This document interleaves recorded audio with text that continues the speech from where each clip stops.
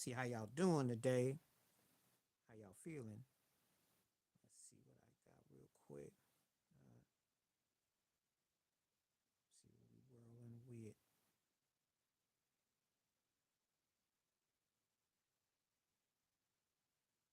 Do some get this world premiere going. Get some people up in her. See what you're thinking. Let's see what I got.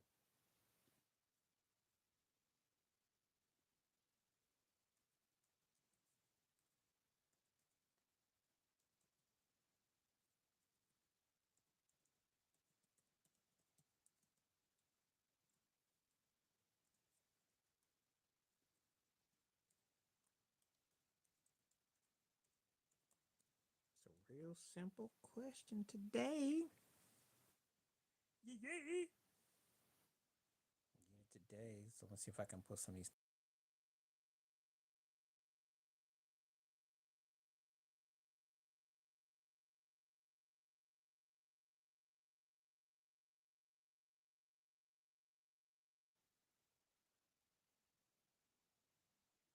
See what I got.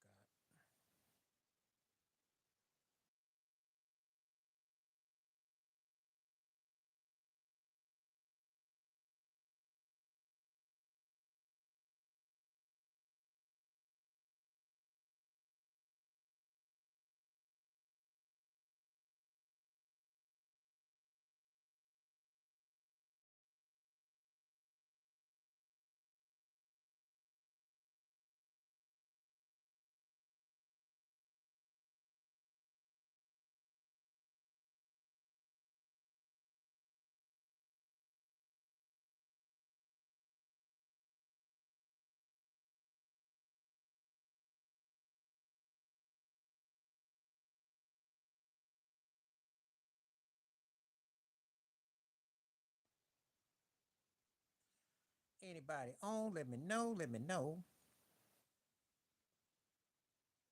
Coming through today, so let's make it happen.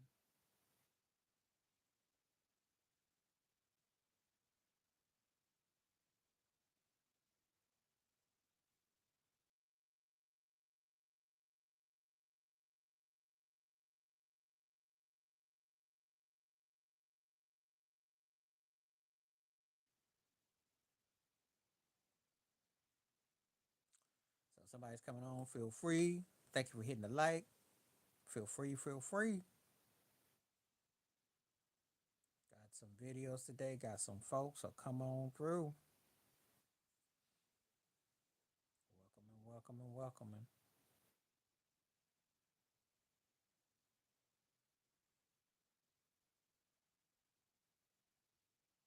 See what we got. Yeah, I got this interesting poll question, so we're gonna see if somebody comes through. We looking forward to conversation, so feel free. And if you got something to say, come on through. No trolling though, but let's have a good time though.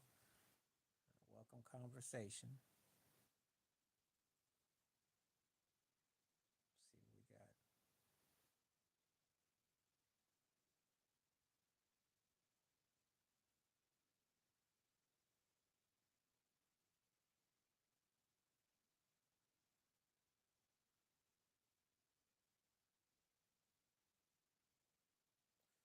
Yeah.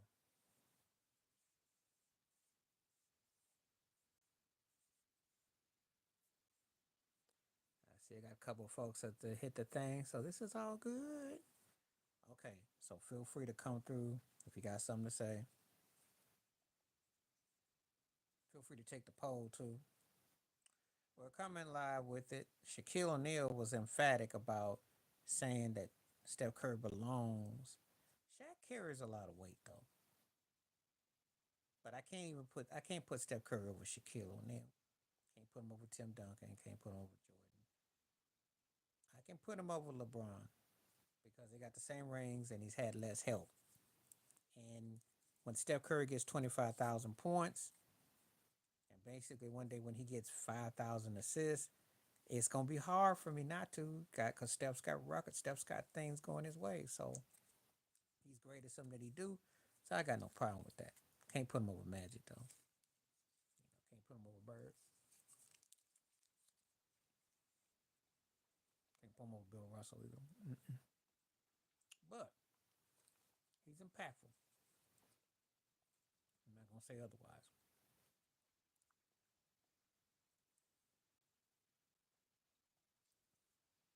But we just up here live tonight. We're ready for you.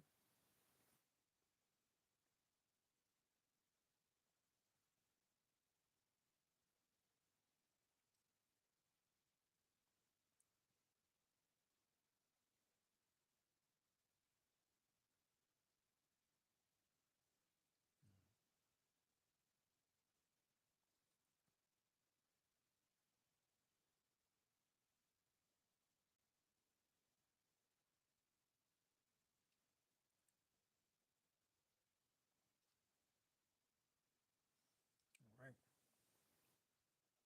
let's get it. So I'll be on for a little while. If anybody want to talk,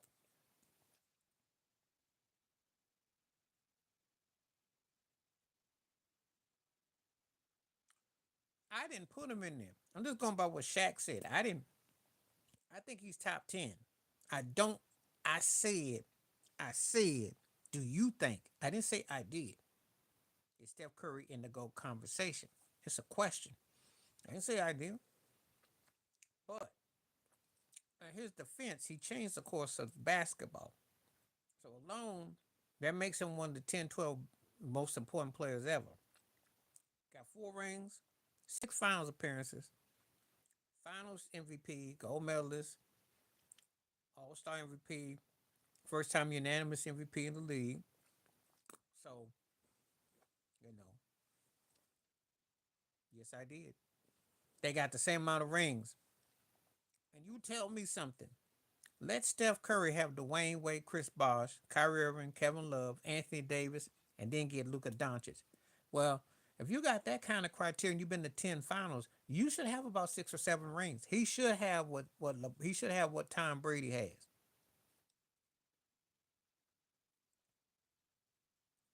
That's more that okay. He could have been MVP that first year when they won in 2015. Could have made a case against Andre Iguodala. And that last one with KD, he was averaging almost a triple double. You can make a case. You can make a case that Steph could have at least 2 or 3 finals MVPs. LeBron James has had Dwayne Wade. LeBron James had Kyrie Irving, Chris Bosh, Kevin Love, Anthony Davis, and Luka Doncic. Kevin Durant aside, who else has he played with? And who is seeing Dwayne Wade? And you gonna tell me that Clay and Dre are seeing Anthony Davis? Are they seeing Luka Doncic? Come on now. Wade was considered a top 5 player when LeBron got there. He was the best player in that finals in that 2011 series against Dallas. And I like Dwayne Wade a lot, but he was dumb because he mocked Dirk Nowitzki and Dirk took it personal. They blew that series. If they had won that finals in 2011 against Dallas, D Wade would have been MVP. Because LeBron James got held under 8 points to JJ Barrera. Let's not get amnesia. So I'm gonna say this again. He's played with far more top tier talent than Steph Curry ever has. Come on now. He played with far better talent. Far better. Let me give Steph Curry, D Wade, Chris Bosh. Let me give him Kyrie, Kevin Love. Let me give him Anthony Davis. Let me give him Luka. He's 4-2 in the finals. That's better right there. I'm not. But let me go back with you. He got ran out of Cleveland because the owner said he quit on the team. Have you heard any other great player get told that the owner said you suck and you gotta go in Cleveland? He sucked it up in 2011. The series in 2013, Ray Allen doesn't hit that shot, he was turning the ball over. He hit some big shots, but Ray Allen saved the behind in that one. He had a chance in 2015. He played great, but but he blew game four. And if it wasn't for the flukiness of the Draymond thing in 2016, which I still to this day don't know how you suspend a guy in the middle of the finals, I don't quite add up. Anthony Davis is considered one of the 75 greatest players ever. Okay. Chris Bosh is a Hall of Famer. Okay. Kevin Love was considered pretty high on the list. Oh, but let me tell you something. AD was a low post presence that LeBron needed to win. Luca has already been to a finals without LeBron. Kyrie was an offensive force. They skill set. He played with high caliber players. That's the reality. Oh yeah, and Kyrie has been to a finals without LeBron. Win or not, they didn't made their presence felt.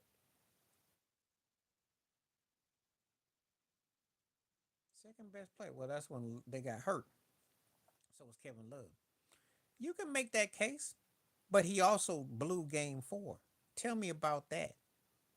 I know about Matthew Dellavedova and I know about the others what they had, but he had a chance to really. He was going off at the game three, and he stunk it up in game four.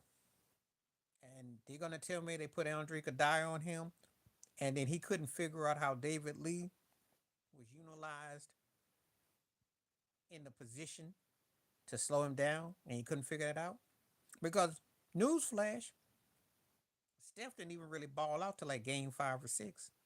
Clay was injured from the Western Conference Finals, so it wasn't like you got the best of those guys.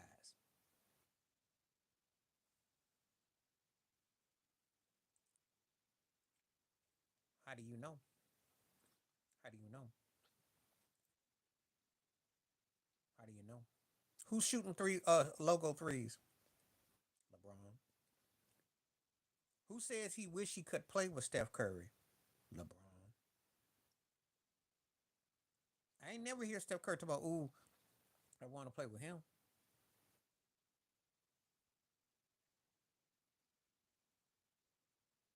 Now, I wouldn't call that his weakest skill. He chooses not to post up and repost. So is LeBron James. LeBron's hurt the game more than Steph ever did because he put himself in position with ready for made teams. How you figure? That's worse. That's worse. You can play bowling pins and get rid of this team and get rid of coaches left and right. Oh, how many coaches has Steph Curry gotten rid of since he's been in Golden State? I'm waiting. He won a championship with freaking Andrew Wiggins, who's got talent. But Wiggins is not the most consistent cat. He won a chip with Andrew Wiggins. Let that sink in. He got Jimmy Butler playing out his mind. Do you think that the cats that Steph can surround himself with that LeBron could do, even though he supposedly got this all around game? He got a so called all around game. But yet he gets in everybody's way. Do you really think he could have done what Steph Curry has done? Do you really think he could have? I don't. Yeah, I take Steph Curry's career over LeBron. I sure would. Because LeBron didn't end up. How you think LeBron got to those points? Because he started shooting three. He wasn't a 3 point shooter. Let's go back to when they played against the Spurs. Popovich dared him to shoot. He was considered self check. He learned how to shoot that three. That's the Steph Curry influence. I'd be telling you right now, Steph Curry influenced him more than LeBron did. I'll tell you that right now. Because without that three ball, LeBron's career is over about 5 years ago. That three ball is what prolonged him. It gave him 5 extra years. And that's the Curry effect.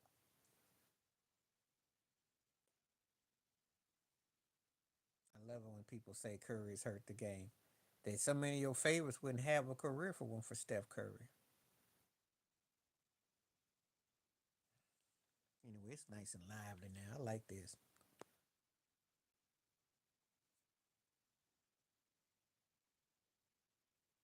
What's happening? How you doing? Well, I just tell you every time I'm gonna be here. They all get paid to do a job. But the bottom line is if he don't make that shot, Steph then LeBron might not have his half the rings he's got. Glad to see you. Thank you for coming. Cause I tell you, if you don't get the YouTube thing, I just give you a time that I definitely will be here. And that's why I said keep your eyes on.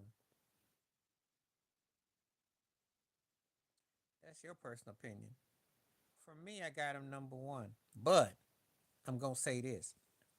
I got Magic as the greater player. I'll give Curry the two guard because I give him the point guard because he changed the course. He's done a two man's job as a point guard. He's a prolific scorer who can handle the rock. And look at what he surrounded himself with. I love Oscar Robertson. And I can make a case as top 10 as an all around player, as an all around. But when a man changes the game, you have to acknowledge he took everybody out of position. That's the bottom line. As a point guard, not as a player. That's the difference. They underrated only because it depends on what era we're talking about. You tell me what era, Charlene, and I'll tell you why they get like that. I'm taking him over as a point guard, not as a player. There's a difference. Magic is a better player, but I'll take Curry as a point guard. He ain't hurt the game. He ain't hurt the game. He ain't hurt the game more than LeBron has. I'd rather see a guy that actually plays ball and shoots the shots than as opposed to getting himself lining him up with whoever he wants, like some all you can eat buffet. Oh, so a man who everybody feels like they can be like is worse than a guy who tries to get everybody on his team and buddies up. Make it make sense. Let Steph Curry get to play GM left and right. Let's see. One man gets Luka Doncic and acts like he don't know what happened, and the other guy gets Jimmy Butler. Now you gonna tell me with a straight face? Come on now. The '80s stuff, it's hit and miss because some of it was considered corny. They were successful wildly. I like some of it. I like some of it. I like the horn arrangements. I think Robert Kubel, great bass player. James J.T. Taylor. And I'm gonna tell you something. If you wanted a veteran act to do the Super Bowl, they would be perfect right now. But I can understand because compared to the way they sound in the late '60s and the '70s with their music, anything after '76, people who are old school, cool in the game heads will tell you with the disco you're on with. But J.T. Taylor is good for what they do. He's not top five. He's not better than Shea. He's not better than Giannis. He's not better than Luca right now. Who else I got over him? Joker. That's four. Not all time. Not for a career. Not for a career. See, you got to understand what I'm saying. I never said he was better than Duncan. I said top 10. I ain't say he was better than no Duncan. Like I said, I didn't say he was better than Magic. He ain't better than Shaq for me. But he belong in the top 10. He's one of those guys, he belong in the conversation. I can't put him over some people, but he belong in the conversation. Because to sit there and act like that guy ain't had no impact. Okay, so I said Shea, Joker, Giannis, Luca. Nope. He not better than Kareem. But I'll say this. The only thing I'll say to that is this. His shot is effective like Kareem's was. He didn't make the outside shot as effective. Can't take him over Bird. Can't take him over Bird. But I think he belonged in the conversation with him. I didn't say he was better than.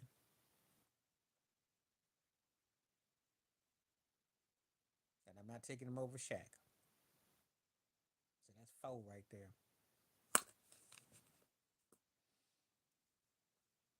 Yeah, I got to take him over Akeem. Because Akeem was a great talent, but Curry came up bigger. Came up bigger. And I gotta separate the two because I love Akeem. Akeem's skill set's incredible, but he ain't changed the game like that dude. That's where it comes into. But Hakeem is high on my list.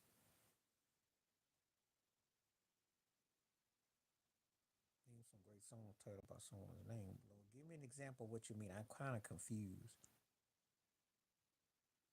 Some great songs titled by someone's name. I'm gonna sound kind of dumb. Oh, I'm taking Bone Thugs. Oh, I like Dirty Diana. Um, well, the day Roy Ayers passed, so everybody loves the Sunshine. Roy Ayers. Big fan of both, but I'm taking Michael Jackson. I just like his songs better. But Prince was great. Prince was great. The only problem I had with Prince was that he could sometimes be erratic, like he could be hit and miss. When he was great, he was great. But sometimes talented, but I think sometimes he put out a little too much. But both were great. He was. Yeah, that's how I feel. I liked him more live more than anything overall. But he yeah, it kind of put out too much. But I like him. I did 80 stuff. He was bad. Okay,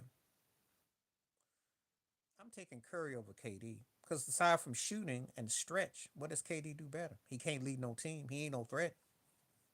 Bad, but not no threat. Yeah, I mean it's cool. With Prince, well, Michael's the most dominant artist of my lifetime. I tell it. With Prince, it could have been, but he tried to do too much. I think what worked in the '80s, he put too much stuff out, um, and to me, some of the stuff was subpar. I think when he tried different styles, it didn't really work. He didn't really, it couldn't really flip. I think he was more effective if less was more, and I think that got him. But as a showman, and his bands got better, but I think his peak to me was in the '80s. My Michael thing in about '95 with Michael. I just think the thing that hurt with Prince is that Prince tried to do too much sometimes. And sometimes you put out these mountains of music, and sometimes it just was cluttered. He'd overproduce, and I think some of the songs were underwritten. That's my only knock. But make no mistake, the guy was bad. He was a top talent. He really, he's one of those kind of artists that I respect. He was versatile. It's just that sometimes it could be a bit much. Now, they never proved nothing on Michael. Jerry Sandusky, that was out in the open. And if you know anything about Jerry Sandusky and you mentioning that, then you need to read the files. Because Sandusky's wife was in on it too. And so was Joe Paterno, sadly. Joe's still one of the greatest coaches, but that was a stain. And they knew what was up. I'm not saying that Michael didn't have no issues. I'm not saying because he didn't have normality. But believe me, they tried to come after Michael left, right, sideways. Industry hated the man, the business, all that. Found nothing. Had the FBI had files left and right, left and right. Yeah, I'm not gonna say he wasn't. I'm not gonna sit here and justify him. But I'm gonna say this. Some things he brought himself, but they were things that they definitely were trying to get. He got too big. About that Beatles catalog, folks didn't like it, and folks wanted it. They did. Well, most of the world, not all the world.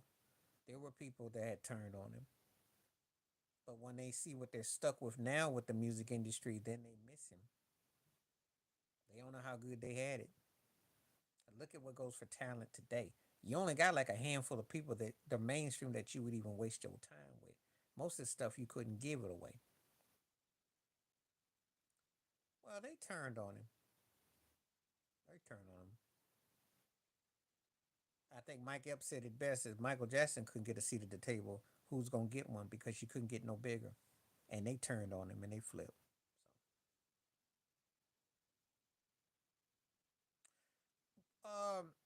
It's just that probably like his choice of company, you know.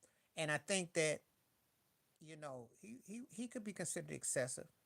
Certain things he did, you know. But as far as like his personal business, nobody on it. I ain't getting into all that.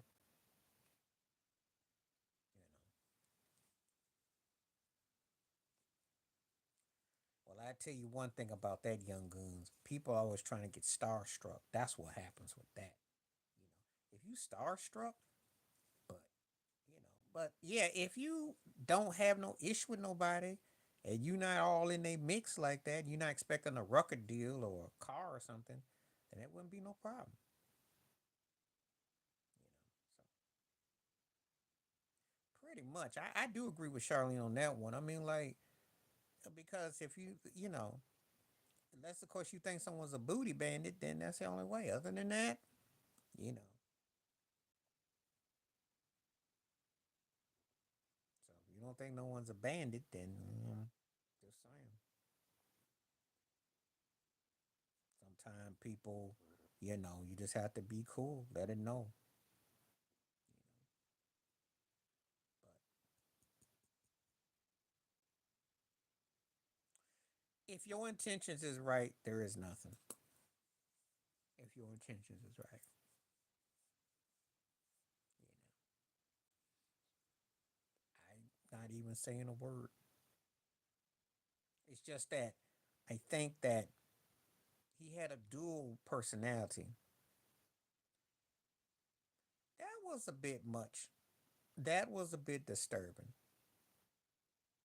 That was a bit disturbing. And I did say that as such. I'm not going to say that that wasn't. But by and large, he, you know, by and large, he, you know, pretty much kept his business to himself. You know, I wish the guy could have had a regular life because the reality is he was so driven and that's all he knew. That's all he knew. You know, I wish the cat could have had a normal life. I remember reading an interview with Jermaine Jackson said sometimes he just likes to go down Sunset Santa Monica Boulevard to drive the Benz and turn to the side. Michael didn't get to do that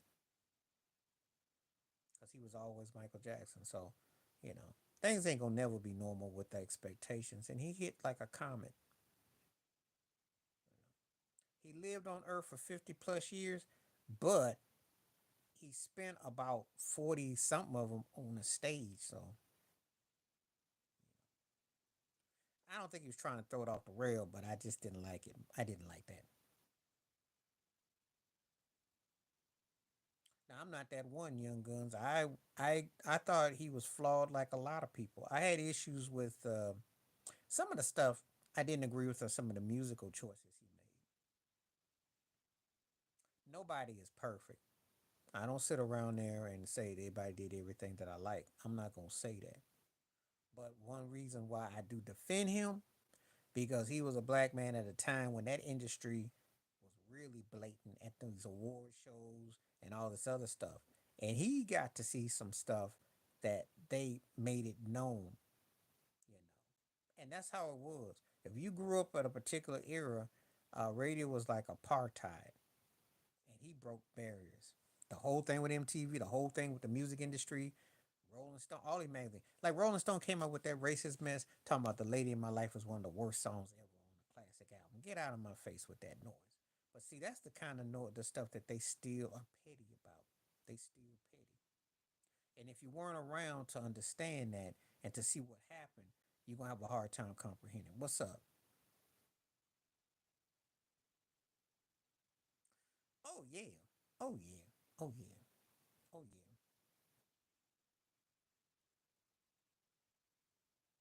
He stayed on coast. He was he was about that business. And he came from an era where it was like that. You play in Motown, you know. Yes. Well, I'm gonna diffuse both of that. OJ didn't want to be white. OJ wanted to be respected for what he had done. He went through enough.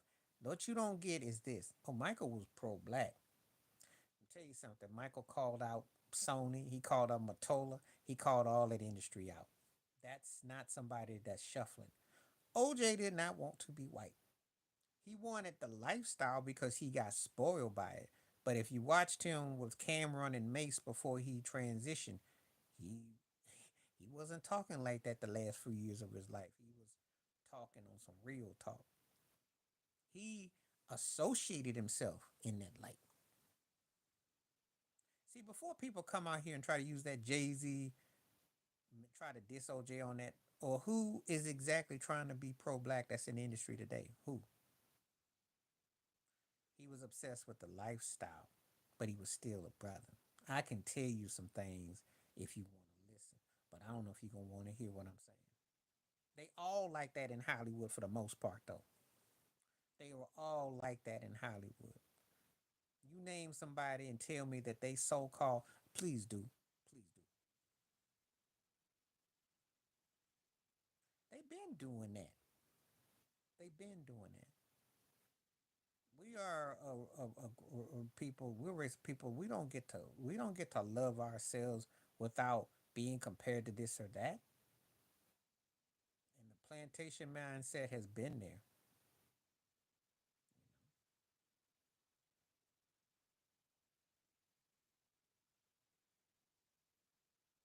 It is.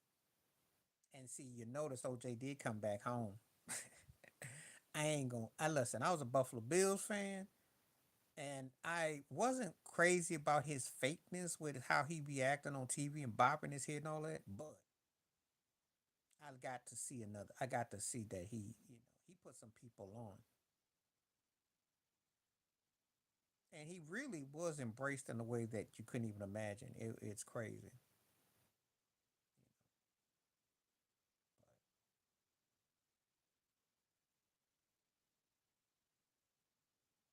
They still got a hang up about him after all this time. It's crazy.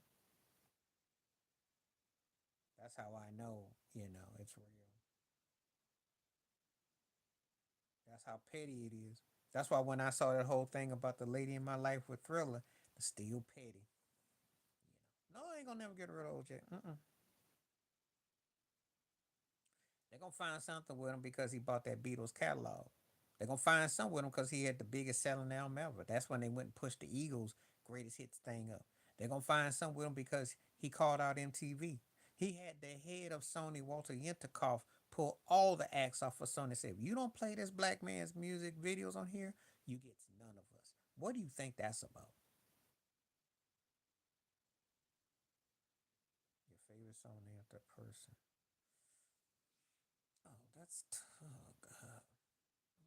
Probably Billie Jean. Most of them are though, Young Guns. Most of them are. Most of the ones that you like are just no different. That's the thing that you got to understand. Most of them athletes are, most of these entertainers are. I can tell you some stories. It ain't what you think it is because the agents and people who run the business don't look like. Oh, I can't. Billie Jean is one that comes to mind. I do separate. That's why you ain't gonna hear me, you know.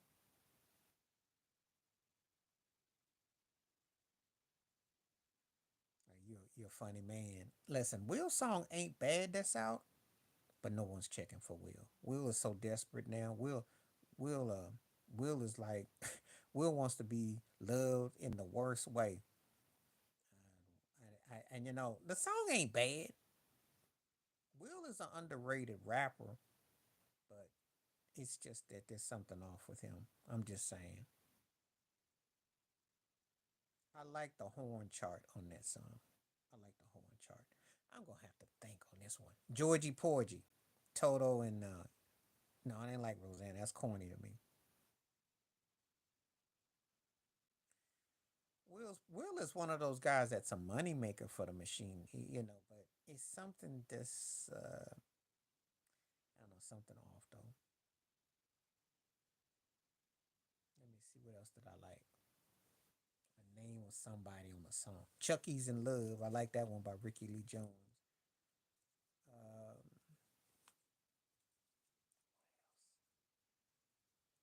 Me and Mrs. Jones. If I can use a name, since you want to mention somebody's name, I like that one. Um, that's a classic. Two different lanes. Actually, Will predated Tupac because everything Tupac was trying to do. Remember, Tupac got on a TV show. He was on a Different World episode, which I don't remember if it aired or not. He was doing movies. So I wouldn't quite go that crazy. They were two different artists.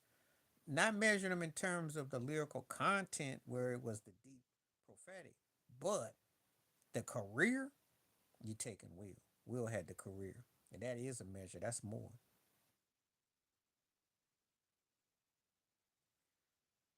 Of course he did. He made it a known fact because he kept a record of everything. Now that's true. I'll give you that. But if you imagine if you with your woman and she still got a poster of her crush from 40 years ago sitting on the side, yeah, you ain't gonna you don't have a chance. You don't have a chance. Saga.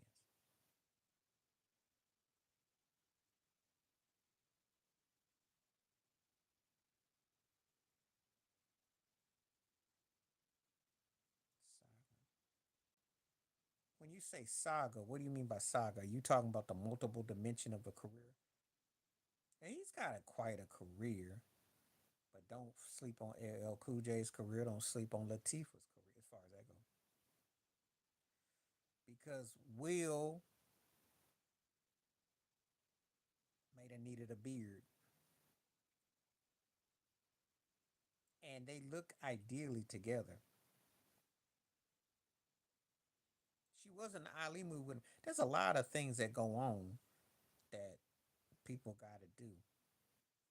So you know, that's a very more. Yeah, Will, Q, Latifah, LL. He was charismatic. So it depends on how old you are. When he came out, he's not the greatest rapper. He doesn't have the greatest wordplay skill, but he had that voice.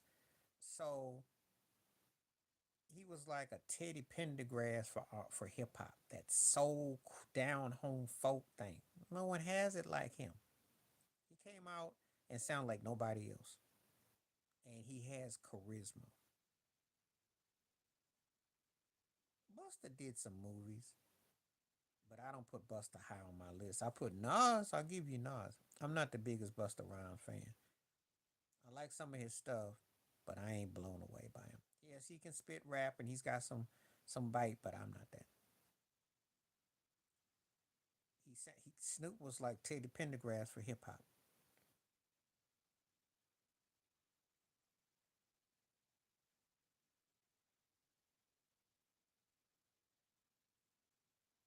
Yeah, he came out the box. He had the producer.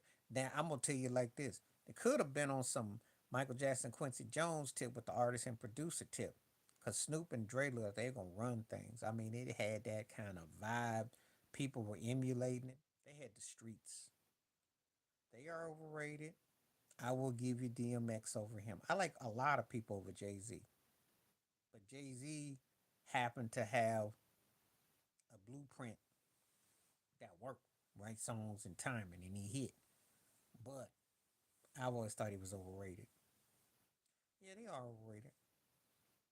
Catchy, catchy, and that's why Irv Gotti was able to keep hits. Catchy, Jaw was catchy. You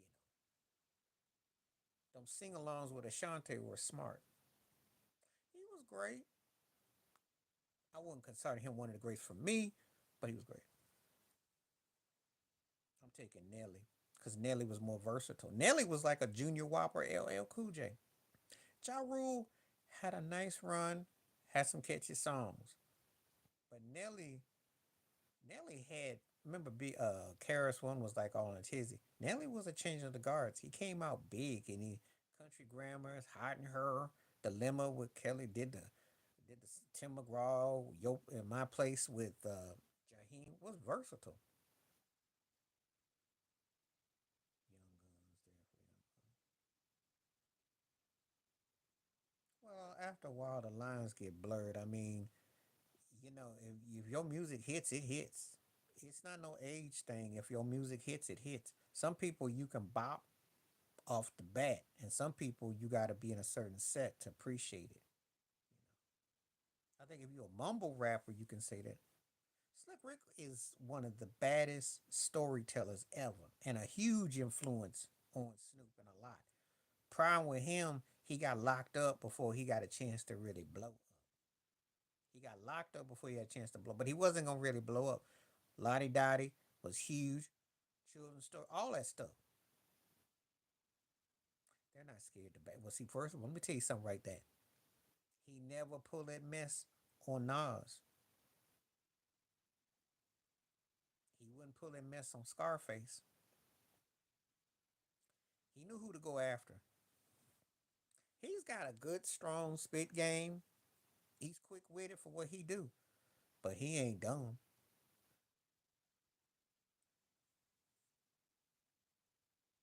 He ain't battle rapping nobody like Nas.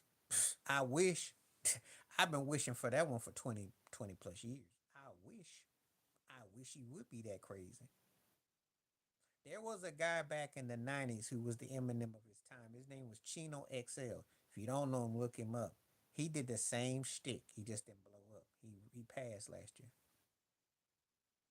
No, because he wasn't going to mess with no Nas. Mm-mm. I've been waiting for that one. I said, oh, yeah, you crazy, and you got a lot of mouth, and you got something to say. Please clap, come for Nas. Please do. Please do. Please. Please do. I welcome that one once and for all for people who want to throw him down the throats and bro and breath. I said, please do. Let's see how cray you really is. Nah, nah. When you know your stuff, you know your stuff. Cause they gotta kiss the ring. It's just like with Beyonce. You see, they got people in places that you gotta kiss the ring. That's all that's about. They ain't got nothing to do with their skill set. Now I'm not gonna sit here. I'm gonna say this about him. He can rap. He get but he got overblown. We know why. But he, if he had to go against those kind of guys, no, he get ate up. He get ate up. But that's not what it was about. That's not what it was about. He knew who to diss and who not to diss. Yeah, true that. He's overrated to me. He had a good run. He had a good run. The trip out thing is that he created a protege who surpassed him in Drake, even though Lil Wayne's a better rapper to me. But Lil Wayne, it's just a time warp. It's a time warp. And he had a chance to really put something on it. Yeah, it didn't really go nowhere beyond a certain point. He had a chance. He had a chance. He needed some production. It was something that just didn't go to the next level.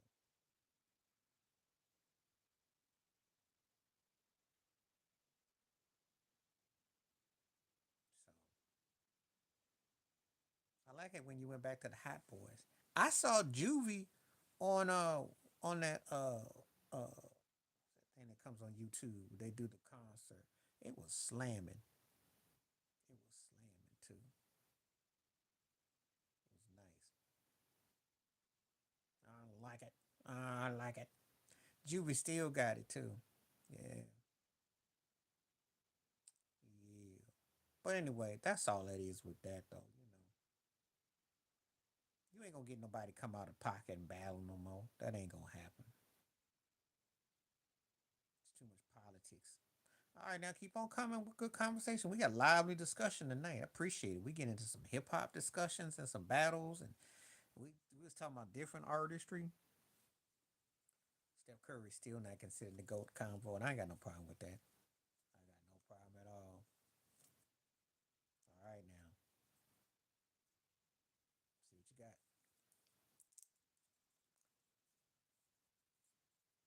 Where everybody go? Don't break your neck all at once. If you're out here and you want to holler, say something. Let's talk. Got some good conversation going.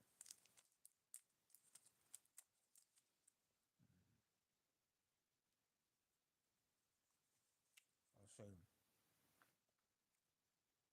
Rakim was my favorite. Rakim is in my top two, three ever. Did you like that? Yeah, I like. I'm gonna say this.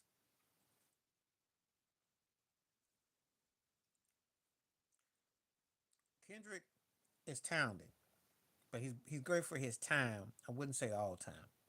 I like what he was trying to do with the show, but but you can't diss a brother and then put that kind of show. That don't make no. That don't. That's not gonna make it work.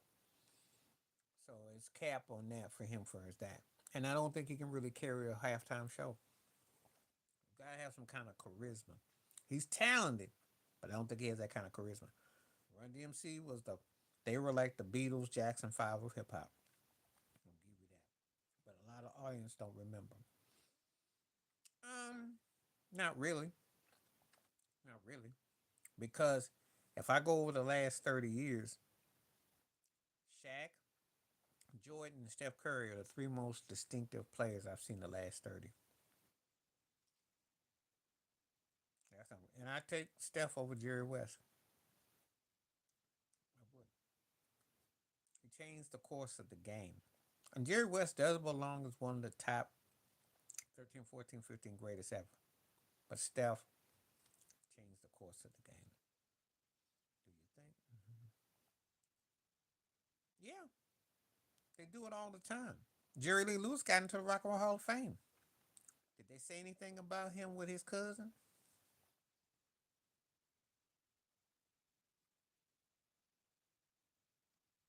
Roman Polanski got an Oscar 20 years ago for The Pianist. He can't even come to American soil, but he got the highest honor you can get in film.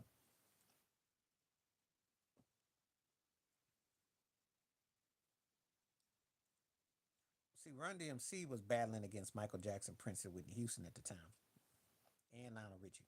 Let that sink in. And they had the shoes, they had the drip, they were in a movie, they had corporate. Look at think of what they did. They were doing that in the middle of all that was going on with Michael Mania, Prince, Whitney, Lionel, before Janet blew. When I talk about impact, let me address this real quick. Michael Jordan's impact. Hakeem didn't have that kind of impact. On the court, he did not that kind of impact. Shaq had that impact. Duncan, no. I love Duncan. I got him as a better player. No. Kobe worldwide, you can make a case. But I'm talking about where you transcended your dominance. Jordan, Shaq, Curry, dominance. LeBron ain't have dominance like that. He been stacking with teams. He ain't dominated nothing. You can say he was, but then you can say Curry surpassed him too. Because, again, Kobe had started his career with a Shaq and a Phil Jackson. Are you gonna sit there and tell me that Steph Curry didn't play with anybody that's playing with Shaquille O'Neal? He had a coach as great as Phil Jackson. Let me know. Pretty much. Pretty much. So I'm gonna argue about this both ends argument. Peyton Manning didn't play defense, but Peyton Manning controlled the defense because he would call the cadence across the line of what you did.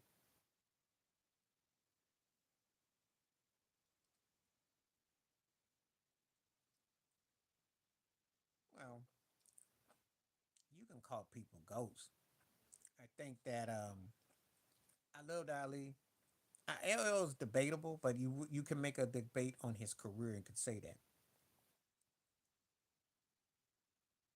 But you can debate. Some people may come around and say Floyd Mayweather. He retired undefeated as a champion.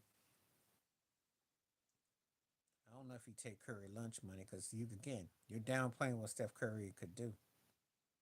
I don't know about that. Steph is. I'm telling you. Look at some of the teams he didn't play with. He was, but he hasn't been the same. How did it look in Brooklyn? And how does it look in Phoenix? You know, he's an incredible offensive talent, incredible reach, but he's not that dude. Yeah. I don't just use the finals as my criteria. I say the four rings to offset with LeBron. The reasons other why I would say he's not is because let me break this down. I can take him over Magic, but I can't take him over Magic for totality because Magic could beat you with just scoring 2 points, and I can say that I'm taking him over LeBron. Let him have LeBron's many players and see how many rings he got. Ali would win. Ali would win because he had more fundamental up there. It's no trolling. Yeah, I know he got 7 rings, but we don't talk about Robert Ory. We ain't saying nothing about Will Smith. I mean Robert Ory.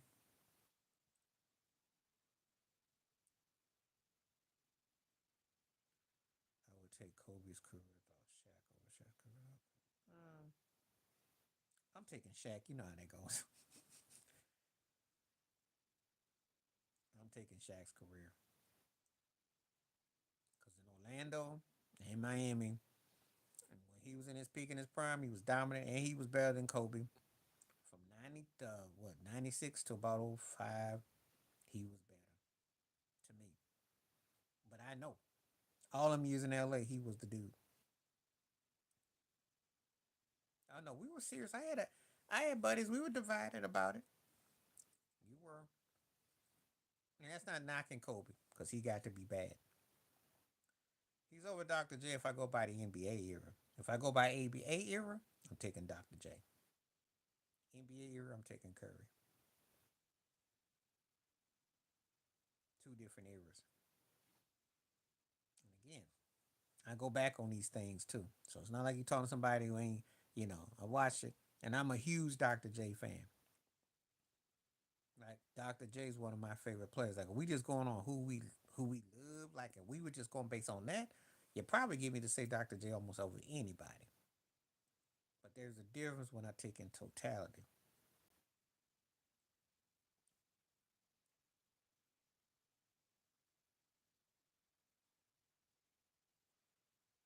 He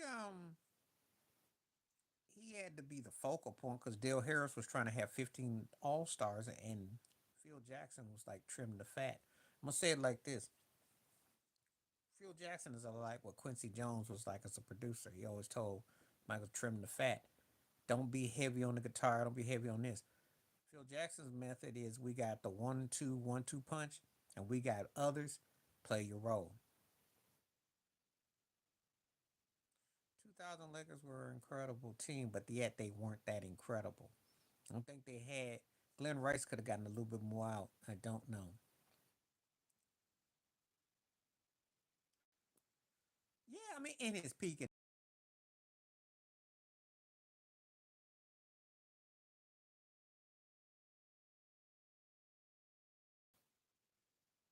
I like Delilah. He is kind of like an interesting. He's an interesting anomaly of an artist. Sounds like a character, but I like his song with some of the stuff.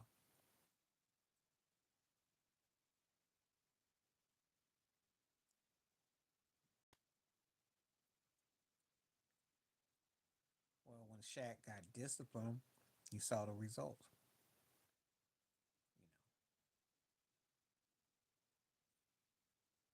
But make no mistake about it. No diss to Kobe, but anybody could have played alongside of Shaq them 3 years when he was running it, and he was on another level.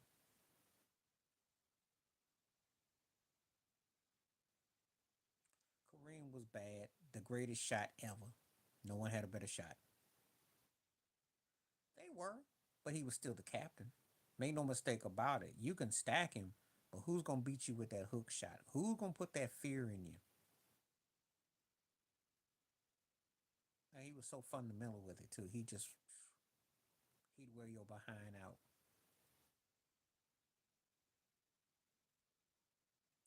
He deserves his due.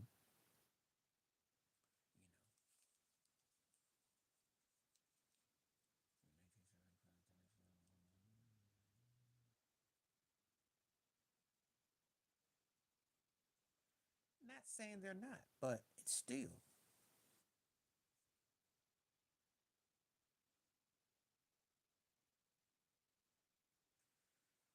trying to cook Kareem and how you trying to cook a guy that was considered the greatest high school player ever, the greatest college basketball player ever, and in the top 2 to 3 arguments is the greatest NBA player. Please make it make sense.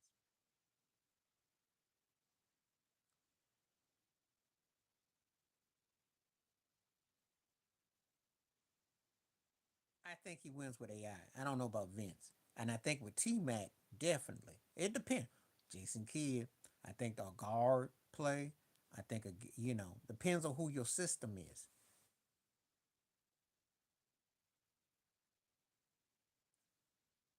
Um, I don't know. Jordan did the video, and I don't know. I never really heard no more about it.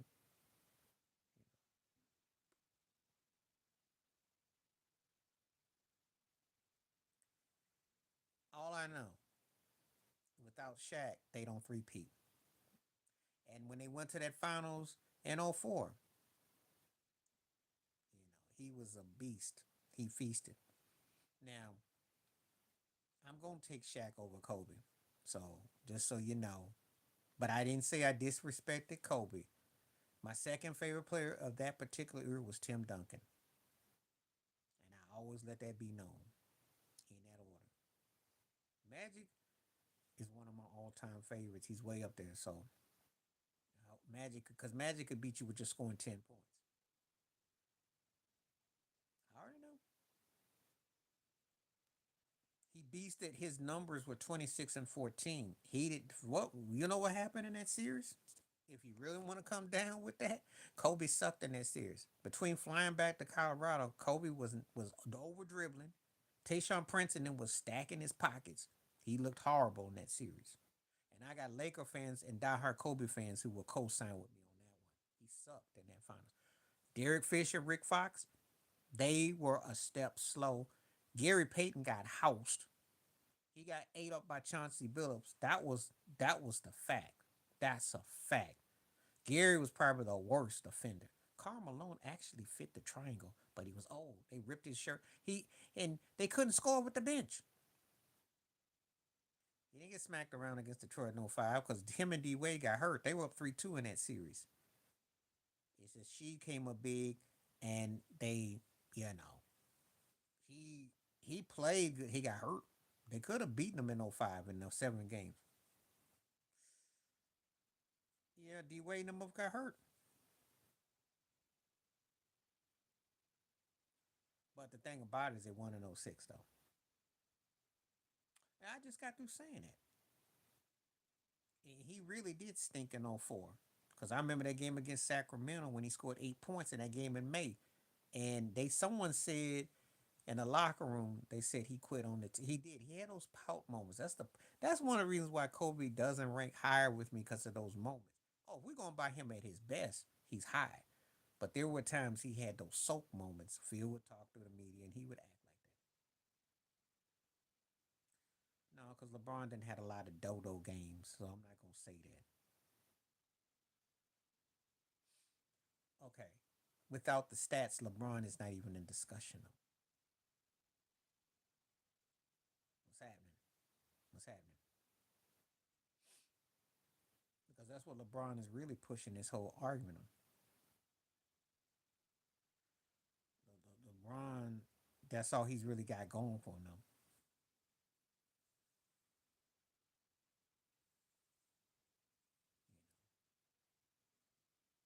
I'm just sticking to it because I know how these LeBron folks like to come up on me and try to like weasel. No, he don't.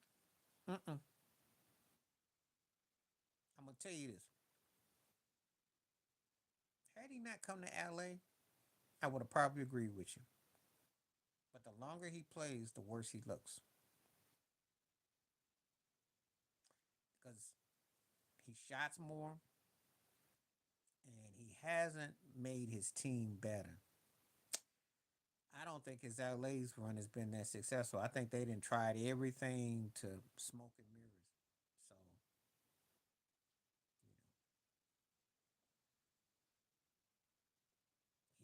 he couldn't defend Kobe. Kobe could defend him. You let Kobe get the difference between Kobe and LeBron is simple. Kobe would tell LeBron, "You go there and have Anthony Davis and Luca and D Wade."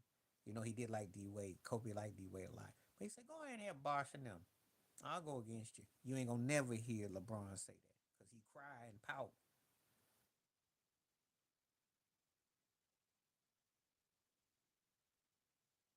The NBA is like that, but that's got nothing to do with basketball. That's some corporate job. Now what you're talking about is a whole different argument here.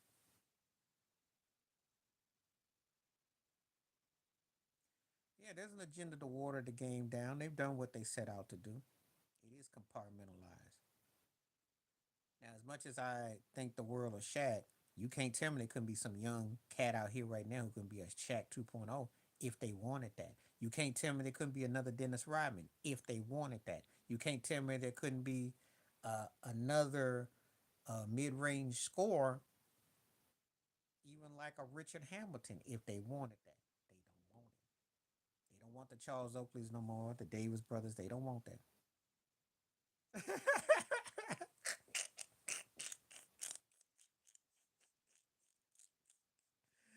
Oh, my man went hard. First of all, I can't go that low. I'm not gonna do that. They matter, but they don't tell the truth. See, when you're using analytics, right? Let me give you an example. The dude that's the GM of the Sixers, right? That was James Harden's boy. Well, how many rings James Harden's got? How many finals has James Harden been to? And James Harden is gonna be one of those guys. He gonna get 30,000 points, and somebody gonna come up here and slurp up and say, "Well, he got 30,000 points, and he like the 13th greatest player every year." They're gonna throw that at your face because they keep throwing this subtle sneak with stats, and the NBA is becoming more. He is, but he has an asterisk by his name.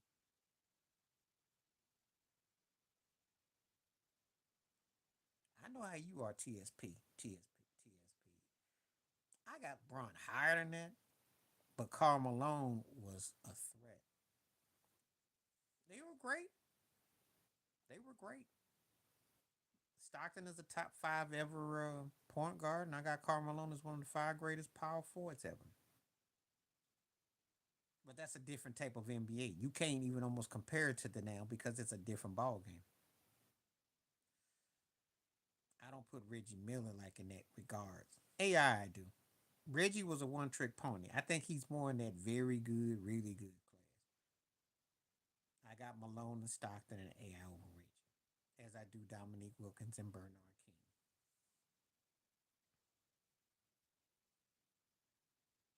Pretty much, that's what I'm trying to say. That's the only argument that people got with LeBron James is longevity because he's stockpiling stuff, but it ain't making his teams better. You know, you sitting up here trying to sell a narrative that because this guy's got all this and all that, but he's had players. That's what we keep saying. He's had stacked teams.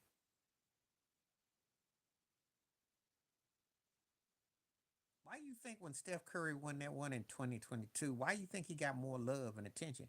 He had Andrew Wiggins and Klay Thompson from rehab and Draymond Green who was washed. Look at what he had. Gary Payton II. Look at what old Otto Porter. Look at what he won. Jordan Poole. Look at what he had and he won. And he got Jimmy Butler playing like it's 5 years ago now. Come on now. That's what we go by. You know. Well, Jokic's problem is a little bit more complex because he's an all-around dude. Actually, he does what LeBron don't do. He actually puts you all the way around.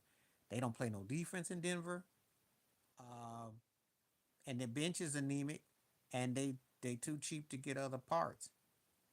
You know, and he's got to be more dominant. He's great, but he got to be more dominant for me. He ain't as dominant as he needs to be.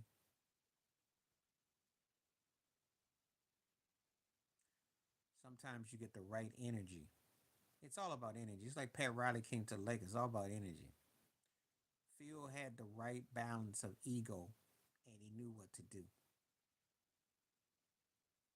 That's a fact.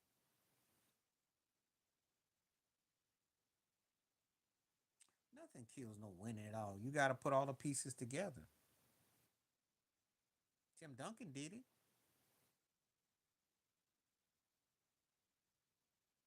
You got to. You got to. You got to stay on that butt. Everybody got to be held accountable. Jokic just lies in his stats. You got to, if you're going to, that's why Shaq dominated. That's why Curry gets the respect. You don't see nobody acting all crazy around there. You got to do it. You got to have someone that knows how to lead, though, the right way, subtly. Knows how to tip the ball. Denzel Freeman or Denzel going to win that argument, but let me tell you why. Um, he's got the more bigger films, more impactful. Fishburne, to me, got the better range of film. And Morgan Freeman has a distinctive versatility of film. But if I'm picking one out them three, I'm taking Denzel.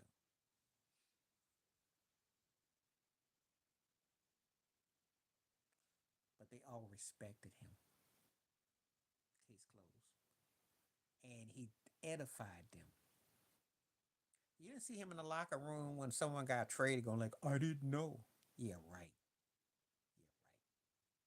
How many coaches got fired when Jordan was winning? Well, Jerry Reinsdorf. Think about it.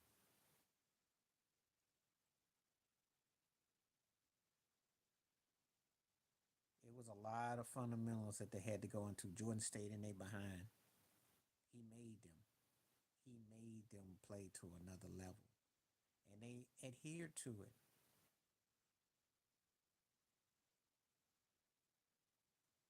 Yeah, thank you. Because when he left, 94 they had that was shady. But 95 they were headed towards lottery land without him. They really were.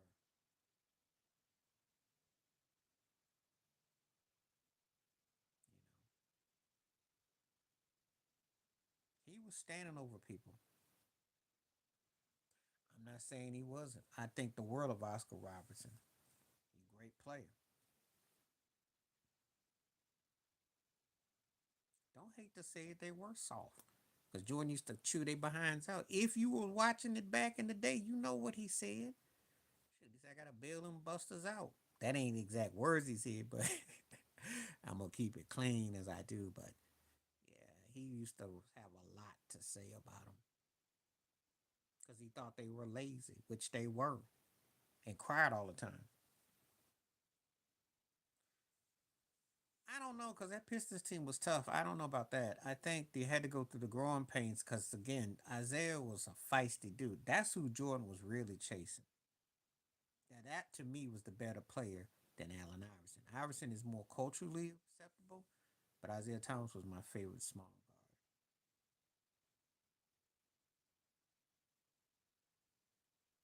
Somebody will get to you. Somebody will get to you.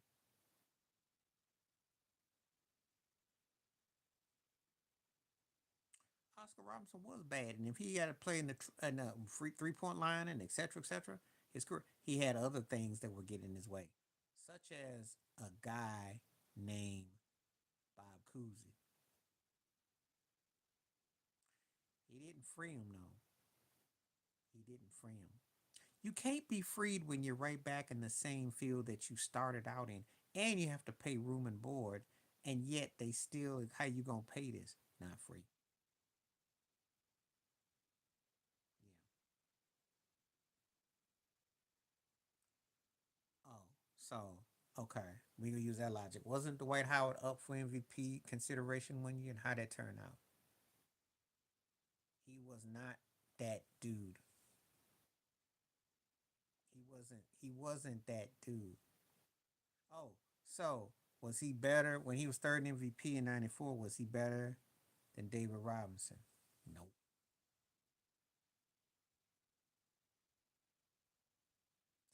Thank you, thank you. No, he not. He had great potential. He had great potential. Dwight Howard, defensive beast, and should have been an offensive force. Never had a real offensive game. Now he can shoot the three ball. Couldn't hit a bull in the behind in his prime. Thank you, because that Paul George is the one. Doesn't mean nothing. He's one of those guys that's a coulda, woulda, shoulda. We never got the best of Paul George.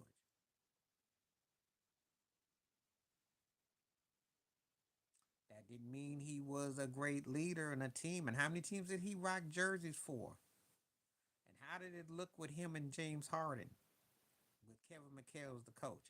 How did it turn out? Because if he didn't get to that Laker team in 2000, his career would have had a big old hole. Thank you. He's a woulda, coulda, shoulda. He had potential. And I'm gonna tell you something. If he hadn't been so greedy and kept his behind in Indiana, he would have been probably headed towards greatness. It didn't happen. It didn't happen because he's been a couch surfer a long time ago. That's true. That I'll give you. I've never seen someone that's under 500 get all this love. You don't need no ring because Barkley was great, was a very great talent. He did underachieve in the sense that we didn't get the best of him. I will give you that. Because if Charles had Karl Malone's work ethic, he would have been top 12 ever. Kid you not.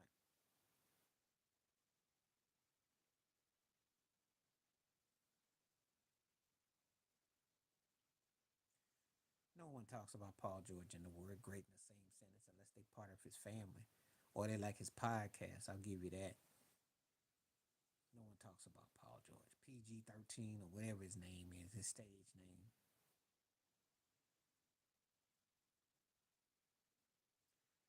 Yeah, thank you. Yeah. They lost that. They blew those series, but he did get to the finals and he was a league MVP. What's Paul George remembered for? What's Paul George remembered for, though? Tell me. I want to know.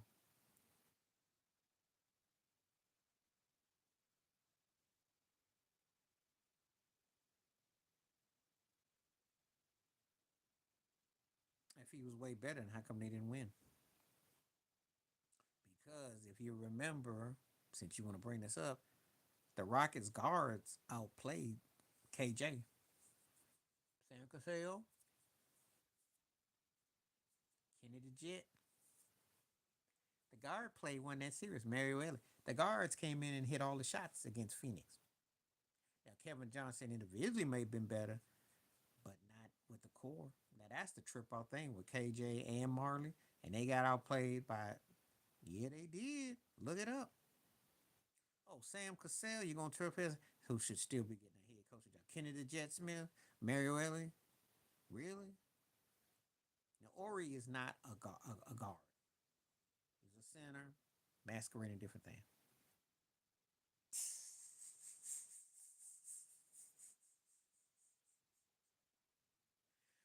Oh, there's some comedy night up in here.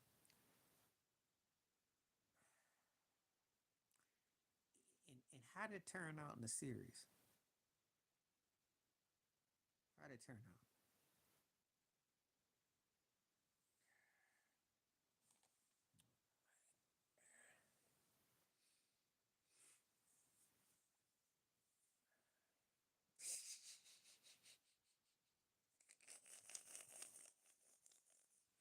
You see TSP, that's what I got to deal with sometimes. Oh boy. The Rockets came back and they were tough.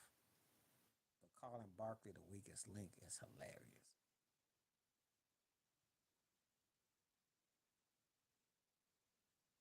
Did Charles eat some of your Cheerios or eat some of your food? I know they do. I know. And I know why too. If he was so much better, then how come they didn't win?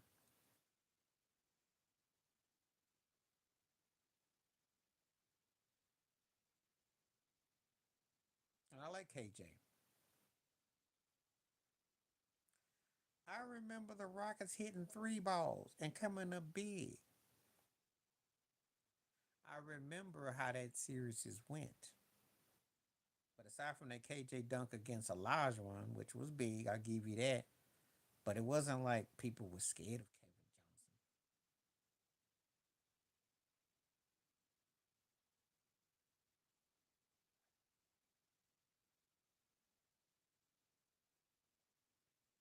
There are people who feel that way. There are people that feel that way. I'll say this: Barkley's highs when he played and he peaked in prime. I did like his game better than LeBron's. His coast to coast was sick. Behind the back, Barkley was something else. He just didn't have the, like I said, if he had the drive, yeah.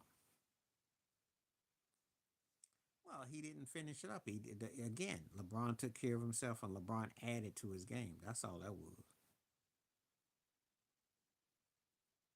But if all things are being equal, I like Barkley more.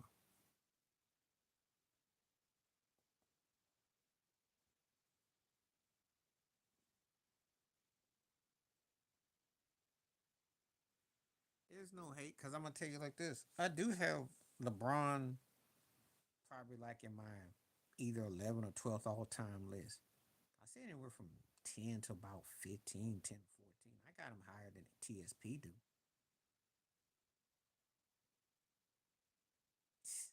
Thank you. I just don't slurp at a guy who stat pads and there's got a lot of suspect things that go on, and people are selective about what they see or what they say. Pretty much. And I'm not impressed that you can get you a podcast to be your coach. You run a black coach out, but you're supposed to be sold down for the cause. You don't know that your friend is getting traded. Oh, you bring Russell Westbrook in and you sit up here acting like Russell. All of a sudden, well, Russell looking pretty good in Denver, don't he? Oh, but he couldn't play with AD and LeBron. Oh, what had happened? What had happened? Or you go out and get the guy who blew in your ear like a Q-tip in Lance Stevenson. Oh yeah, you think I forgot about that, huh? Everybody he wants to friend.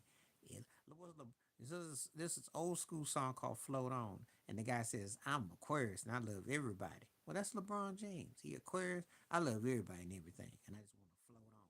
Try to team up with everybody, pick everybody, want everybody to live. Wants to be, we are the world.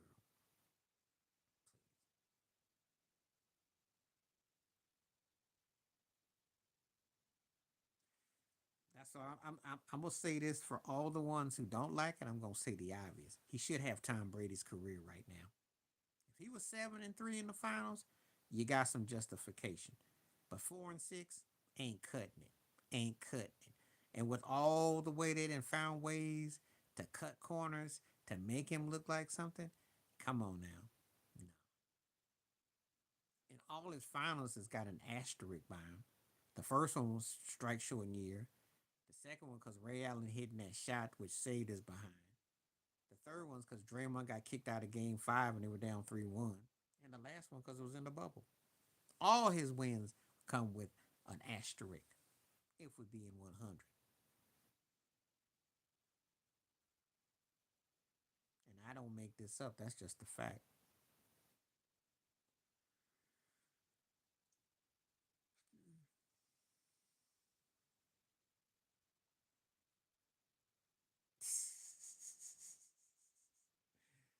He wasn't better than Shaq back then. He wasn't better than Kobe. He wasn't better than Duncan the first year. And I can make the case that in 2005, 06, Dwayne Wade was a better player. His best friend was the better player. Now, I'll give you, he's been the face of the league for a long time.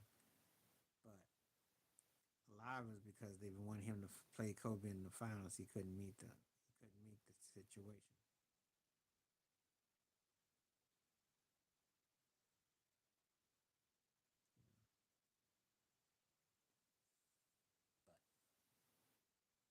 But they put a lot of money on him.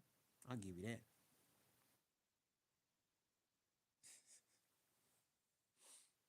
I love when people be talking this talk about this stuff.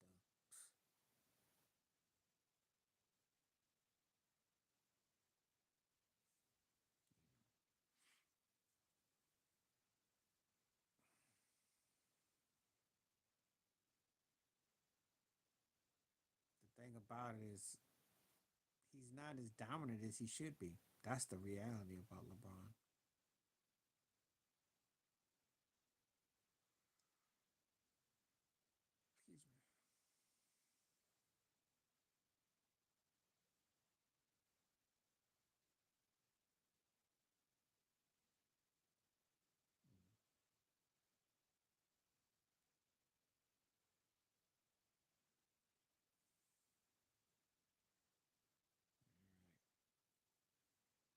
real lively debate tonight. I see LeBron's going. He done something. Like I said before, it's hard to trust anything. He bad befriends everybody and pally wally. Of that list, I'll give you Jody Watley. I like Pebbles more so at the time. I didn't kind of moved on. Karen White, I liked her stuff with Babyface, but Jody, I think, is the one that stands out of those three.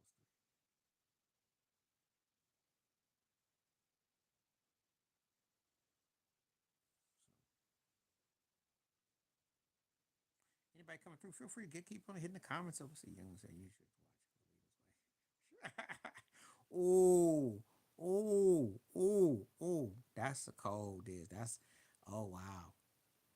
Now, did you ever see the broke Carlito's Way? The one where Diddy was New York Nikki, and you had Mario Van Peebles, and you had the dude that's Hernandez, the one that's on the new Magnum PI. I know what he's talking about. I know exactly what he's saying. Cause in the movie, Carlito's like, "You ain't me, perch snatching, chain. You ain't me. I never was like that." I know exactly what you mean. I got the Carlito's Way reference.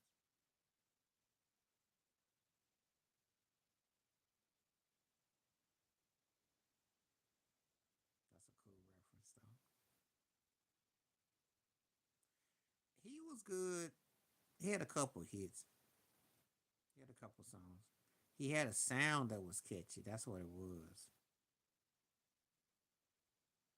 His hitting back in 83, 84 kind of made me think about Jay Holiday. You remember Jay Holiday had those two, three songs, suffocating all them songs? I don't know what that means.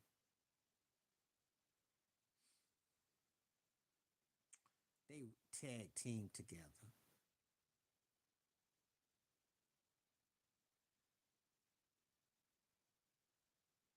I don't want to touch that one. That's really not too sensitive.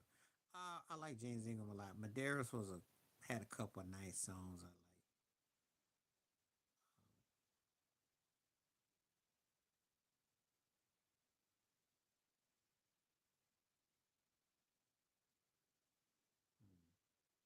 Glenn Medeiros had a couple of hits. I ain't heard that name in a minute. So you really reaching in the machine now. You said Glenn Medeiros? Wow. Peebo, I talk about Peebo. He's still touring. He had a street named after him in South Carolina.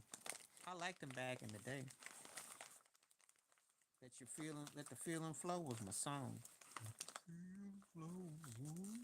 Back in he had when he had the afro and the white suits. That Peebo, I like the old school Peebo. Not that Disney mess he did. He was good. He's good. Good. He's in the good. He's good. Glenn Medeiros had the song Girl Can't Help It," which I like what he did with Bobby Brown. I like that. Everyone talks about Al Green. What you talking about? Al Green is one of the greatest ever. What you mean? Al always gets love.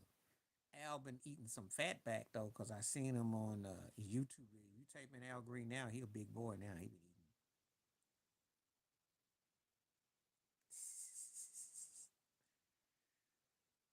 They got it bad because they know it's kind of like it's kind of like the Beyonce fans always trying to get up under Michael Jackson fans' skin, so desperate for their acclaim. There's a reason because you didn't do the thing. And I will say this, um, if even if LeBron was to go on a three peat, get the six, seven rings, he still ain't better than Jordan. And I don't have a dog in the race between the two because they're not my one or two. But this is the thing. He needed all that to get to that because it took him how a lot of his career. Let that sink in. He wasn't that dude. Oh, I think Hurricane is maximum underrated from the Denzel. Or I would say Mississippi Masala.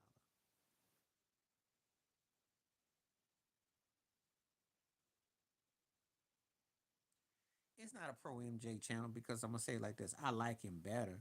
He's not my favorite MJ. I take Magic over Jordan, if you must know, personally. But Jordan had tougher competition, and Jordan set a standard, and he got the most out of his players, and he didn't run through coaches, and he didn't run through great players. Williamsburg, Virginia, got a story. My grandmother, we had a cousin in Williamsburg whose mother knew Bruce Hornsby, and I had the first album. It's the way it is. Talented dude too. I like the stuff he did with Branford Marcellus, and he was in the Sugar Walls video too, with the dark shades on and strut with Sheen Easton.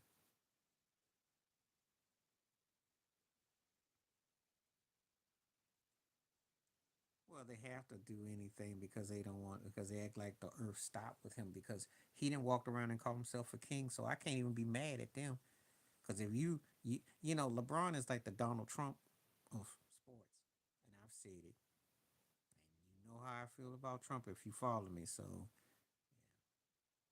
I like the music on that one. I like the tone of that one. That was a good song. I bought that out when it came out.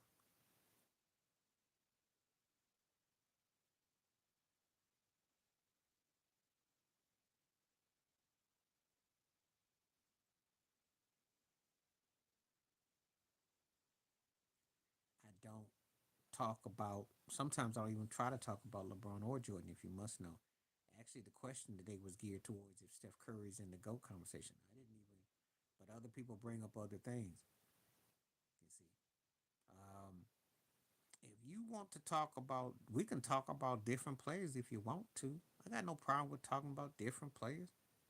I'm not. This ain't no head on no stick. That's always got to throw the Jordan LeBron narrative, which I find disrespectful to Jordan because of the fact that Jordan didn't get to stockpile, go through coaches, and run through the league where they did bend over for Jordan. Don't get it twisted. They didn't want it to be as physical. They did do that, but he won year in, year out.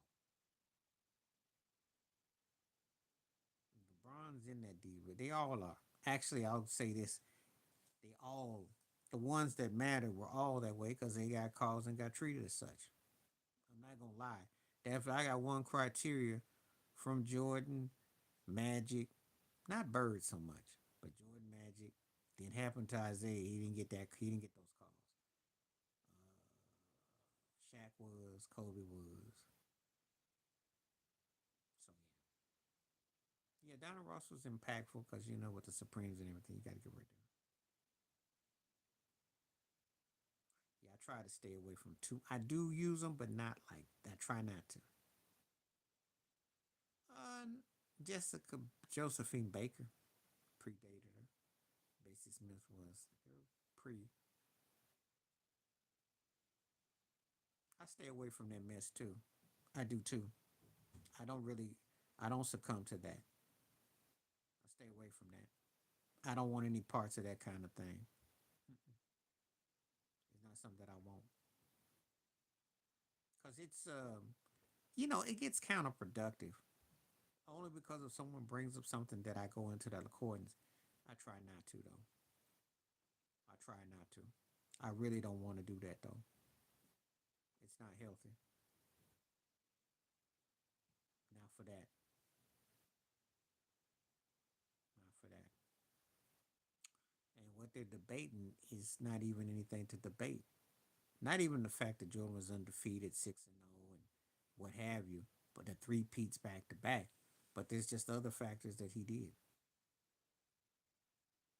Um, she had a distinctiveness about her with the flower in her hair.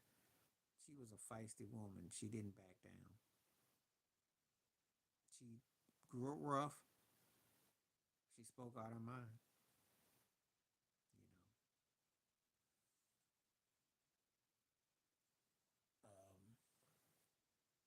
You know, she wrote songs. She spoke out against the oppression. So you got to read the history. She was a trailblazer. I put it to you like this, and you don't have black female singers like that no more. that speak out on stuff like that. Nina Simone did, and Aretha did to an extent. They were all great. Sarah Vaughan has one of the greatest ranges. Betty Carter was strong. Ella Fitzgerald was pitch perfect. Three distinctive female vocalists. Mahalia was one of a one, a standard. Incredible range. I don't. she's like she's the Paul George of female singers. Should have been, woulda, could. And they wanted to make her like a R&B hip hop modern day version of Roberta Flack with the piano when she worked with crucial keys, and they took all those 60 chord progressions and all that. I can't. Beyonce's a better singer. Alicia burned out years ago. I wish I just because you play an instrument doesn't mean they tried. I'm not big on Beyonce at all. I think she's overrated, but Beyonce got better vocals and a better presentation. Alicia Keys ain't hit me in that. What's that song she did with Maxwell? Smoke, about all the smokers that do it was cold. And when she starts singing, oh no, okay. Remember the Super Bowl with her and Usher, and she started croaking. She even hit the first note like, "Oh my boo." No, no. Jay Z told her when they did New York on that, they did the sound check on that Broadway. He said, "Look, no crack notes because I am talking music." They tried to style her with the piano, Chopin, Beethoven, Bach, classical. What do you think that is? Roberta Flack styling. Roberta Flack was the imagery and the styling when you think about the imagery that they was trying to do with Alicia Keys and with the whole Chopin and the instrumentation. I'm talking music literature now, so forgive me if I get a little deep. People who play instrumentation know what I'm talking about when I talk about chateaus and Kevin's. She was trying to be fluffed up as this virtuoso, and she could play Chopin and she could play, Brahms and certain things like that. But when I listened to her per structure, the notes were strong on the ear. Even Rick James said she didn't play no songs in A minor. Dissed her. But her voice is off. Her tone, her pitch. It's screechy. No. Beyonce's a better singer. And Beyonce got better songs than Alicia Keys. Yeah, I remember when she did the Prince tribute and she got up there on this top of the piano and he's watching her and she's pregnant and she's singing the door. And, I was cracking up. I was cracking up. She's always tried to do over the top. She play a couple of notes, a couple runs, move her head and bop.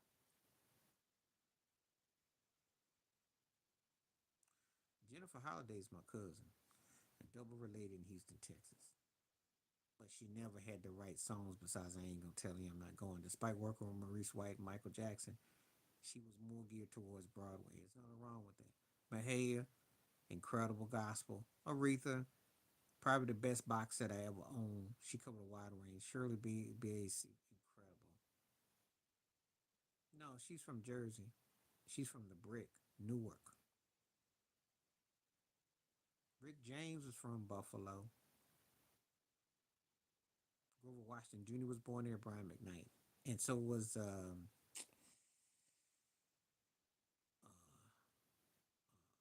say Rob Thomas from Matchbox, something like that. Oh yeah, Stephanie was great. Stephanie is the one that didn't just, you know, she just was R&B. They didn't give her no, but she was bad. Millie was that grown folks music, and she had a way about her. Gloria Gaynor was good. Then it became kind of like a novelty. Donna Summer is underappreciated. Dorothy Moore, Misty Blue. Yeah, I like how you throw that one at me. Think I didn't know. Misty Blue. See, you trying to get that. You trying to get next. You gonna be mentioning Denise LaSalle. You trying to get that good bucket cornbread music. I know where you're going. Mention of Johnny Taylor and Clarence Carter too.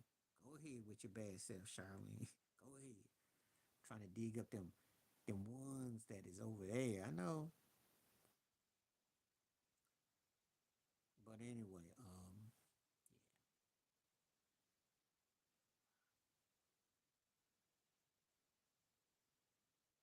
the Billie Jean song. So what happened was is that she had a song, "State of Independence." It's on her one of her records. It's just it's a typical chord progression. That's all it was. And Quincy Jones was being the diva and being trifling.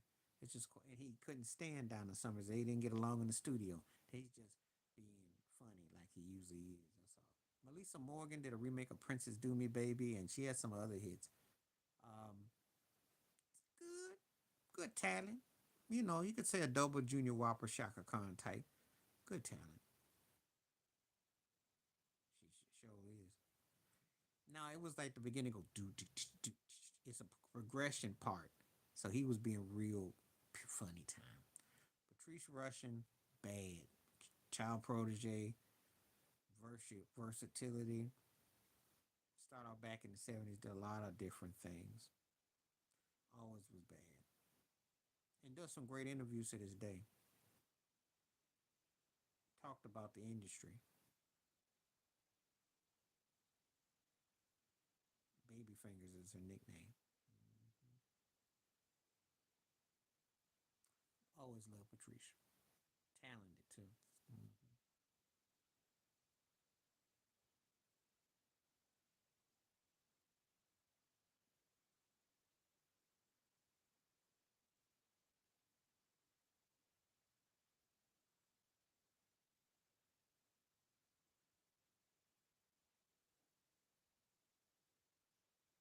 Yeah. My favorite movie soundtrack is old schools. Give me Shaft or give me Superfly. Those are my favorite too. I did like the Saturday Night Fever one. And the last one I think I liked was Way Next Hell. Babyface did the songs. I like that cool. But most of my favorite soundtracks featured Curtis Mayfield music. And I like the old Henry Mancini Pink Panther stuff. I like the old school soundtracks. That's a different era. So there you go.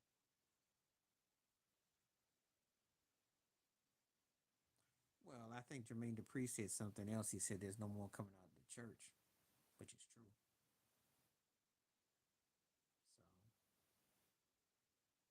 So industry is controlling what people listen to. The algorithms. That's what you got.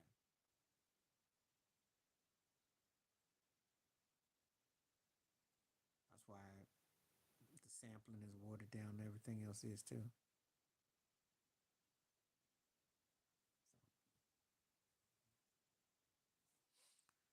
So Steph's not gonna get no goat love. Not getting no more goat love. Yeah, well, that's because the stream hustle and what they've done is gave everybody a chance to participate. That's all. This is like the old church. You ever have a horseshoe church service at the end? Everybody getting a sack race and you get a ribbon. It's like the old Oprah, you get a car. That's what you're dealing with. That's all.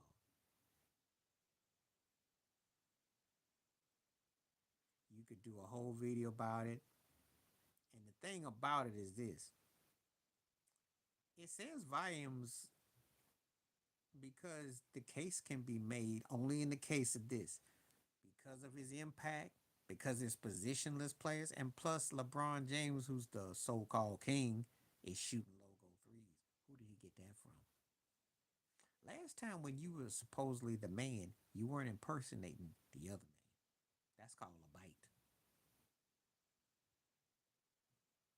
I think she probably was at once upon a time, you know, did the stuff to do. Obviously, she has church in her roots.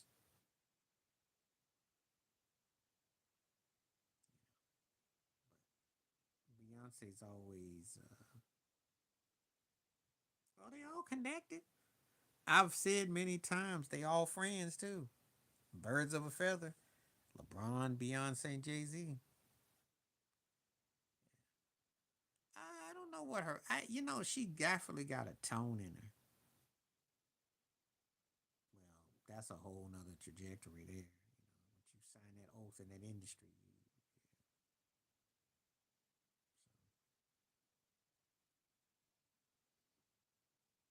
it's a whole different totality,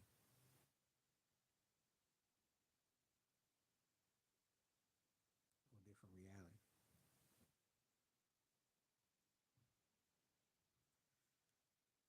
They were able to push him. Lowry was physical, and Van Fleet got physical, and Kawhi was enough to nudge. They had size. That Toronto team had size, especially without Kevin Durant offset, because Draymond didn't do jack. So Clay got hurt in Game 6, but they were matching them. Yeah.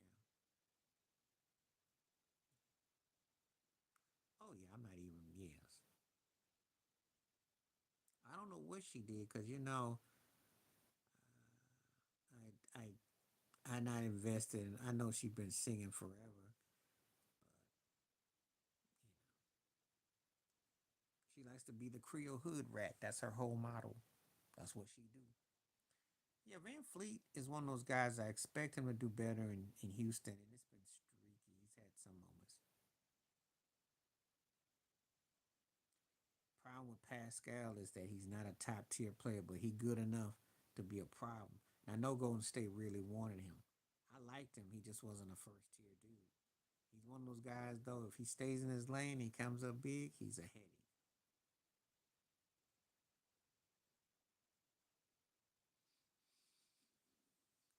Oh yeah. Plus Pascal can score too. It's just that Pascal is not an option A. That's the only problem.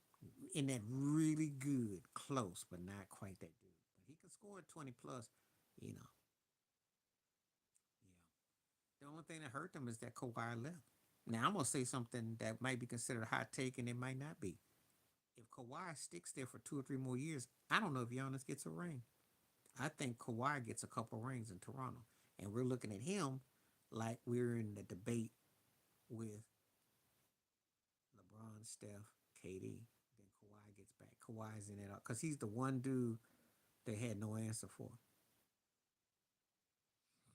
And he said, even though he got the 2 rings out of the system in the 3 finals, and he's one of the greatest ever, etc. But he's also a sad case because we never.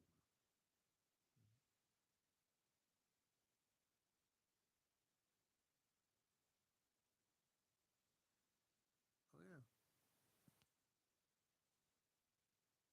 they did. They did. I'm no argument there.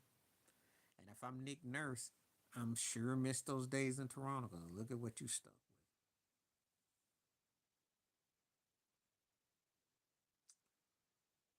Are you sure he's done ghost work? I can tell he has. Sure he has. Phil was a student and understood the task at hand.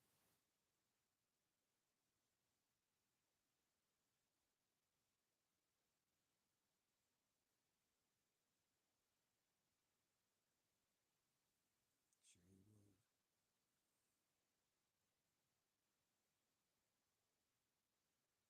But I know Nick Nurse didn't sign up for that Philadelphia mess. That I know.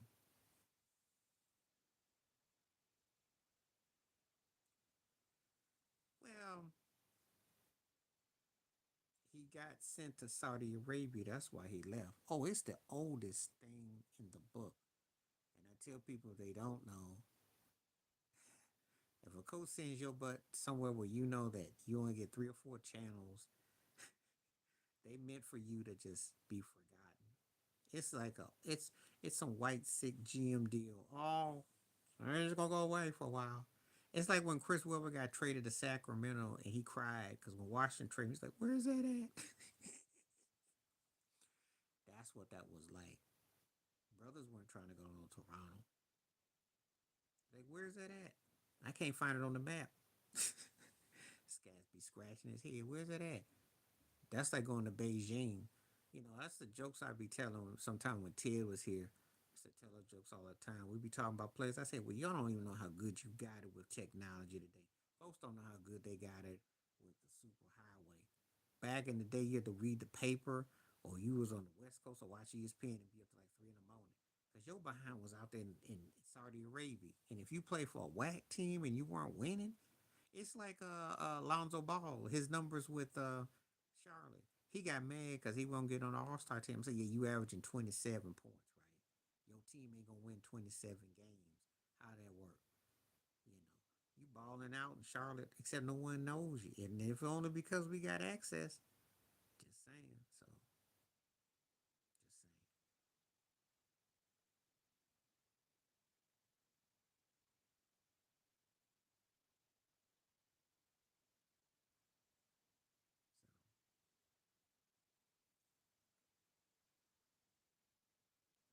So this is easy. TLC in a blowout. I'm gonna tell you why. They got the songs. They got the better catalog. SWV had the better voices, but they only had that one record.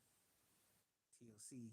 I do listen to Week a lot, and I like Downtown and all that. But TLC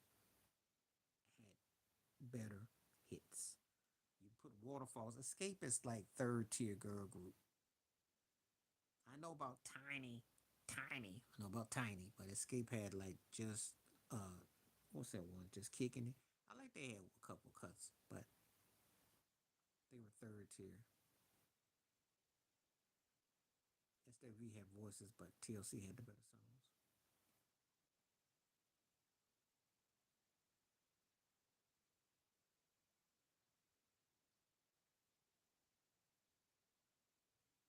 Stevie Nicks. I liked them back in the day.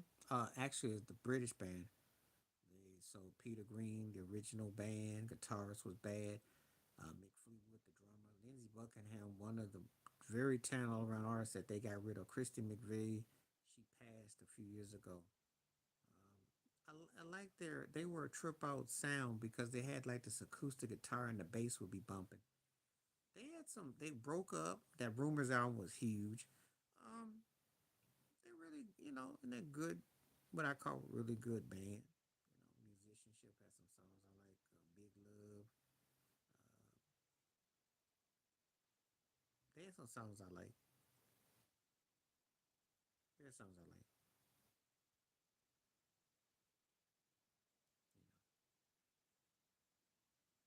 Stevie Nicks, yeah. She also had a song called "Stand Back," which Prince did the keyboards on, an uncredited co-write. She was cool,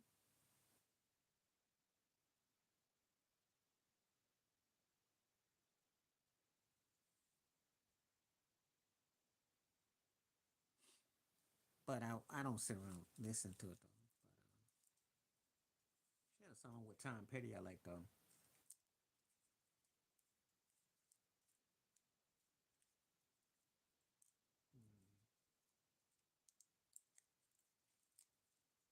I can't even think of it right now, but I like the song with her and Tom Petty.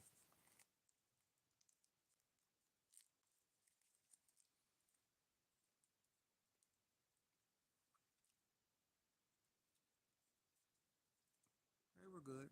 There are songs I like.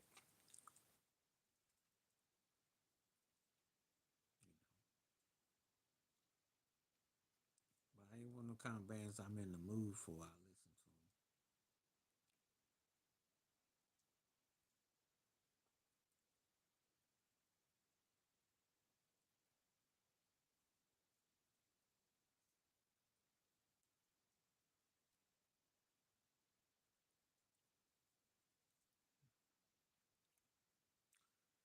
Bee Gees for me because I like what they did more musically, but the Beatles were the better songwriters. But for me, I'm taking the Bee Gees.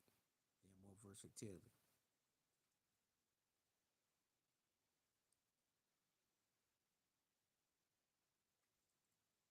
Magic Trilogy by Nas.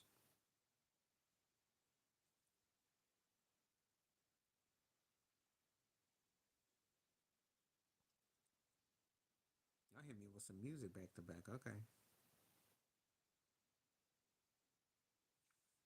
I got 10 more minutes before I'm going to really hit up on out here because I've been on for 2 hours.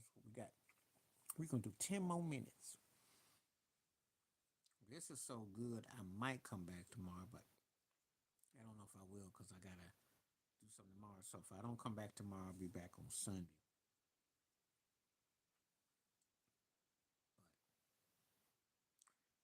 But love both of them. It's got to be the first one though. The first one just. The second one was cold with how it just unfolded, but it took a little while once the trial began. But the first one was just mind blowing. But I love them both. You must have been reading some of my personal opinions because those are two of my favorite movies ever. Zeppelin, respect them. John Bonham probably gets more of my attention though, the drummer though, if I'm honest. Like Robert Plant can kind of grate on my nerves. John Paul Jones is underrated on bass. Um, uh,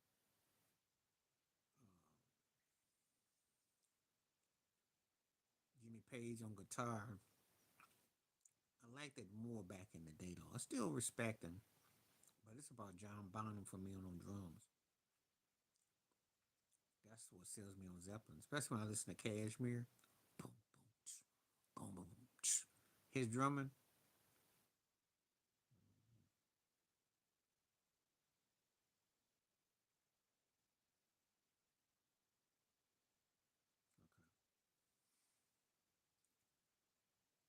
Well, we got 5 more minutes. 5 more minutes. So let's make them count. Keep on asking questions. Kareem. And I'm not hard. Don't take me a long time. Very seldom you're gonna get me stomped. One just had a better body over work. Skyhook. He had tendency to be just a better, stronger leader. Came up big. You know, Hakeem was incredible athletic, but the best center I ever saw against Kareem, besides brief window of Bill Walton, was probably Moses Malone. Moses made Kareem work, but Kareem was like, he's one of those guys. He studied you. Joplin, I respect. Um, if I go by impact, it's Wilt. But if I go by being the finisher, it's Kareem. So we play to win the game. We go for the totality. We gotta go with Kareem.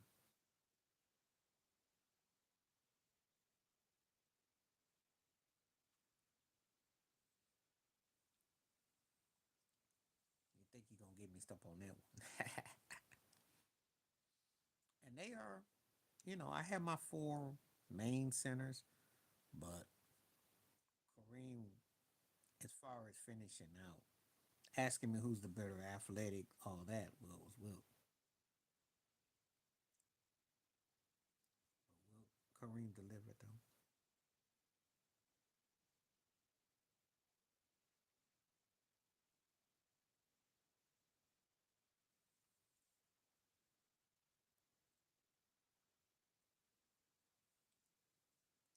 Shaq. And I did a video about that already. Because you can't teach that kind of dominance.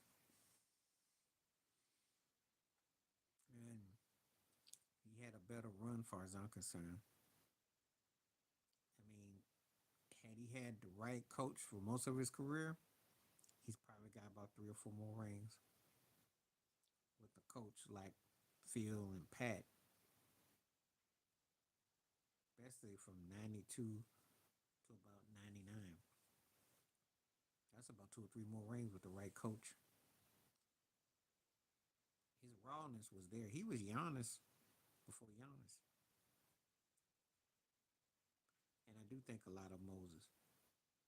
Because in the mere mortals, Moses is as tough as any center I've ever seen.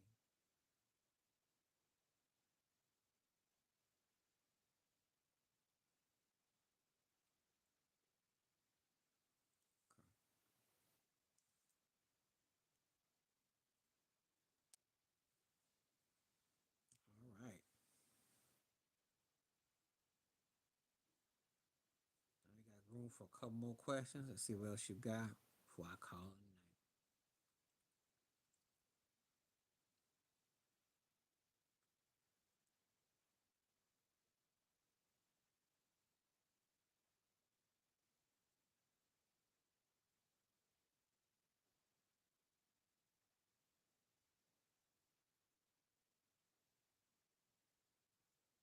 I'm not saying it wasn't, but when you asking up against Shaquille O'Neal, man, Shaq was on another plane. And like I said, that window run in LA, you can put that up against anybody's best. So that's gonna make him beat a lot of guys that, unless you consider Moses to be one of the 7 or 8 greatest players ever, that's how dominant Shaq was. Yeah, because that's the only person you could say in the modern era. Because if we going by what we seen, we're not gonna go by all the other stuff. And that was it. And he was the closest person to Jordan. Mhm. That's it. That's it. Yeah, once he did that, he got it. So yeah, okay. I got room for one more. He was, because everything went through him. If you wanted to win the chip, you know roads lead to him. He made everybody better around him. His you couldn't, you had to, and you remember, 24 fouls, 4 centers. That's dominance. Hack a Shack, 24 fouls. That's the reality. That's how lethal he was. That ain't gonna happen again. Cause Adam Silver doesn't want his NBA like that again. They tried it with DeAndre Jordan, it didn't work. Dwight Howard. That's all.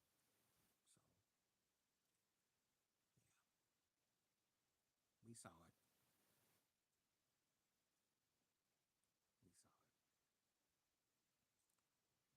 We saw it. Okay.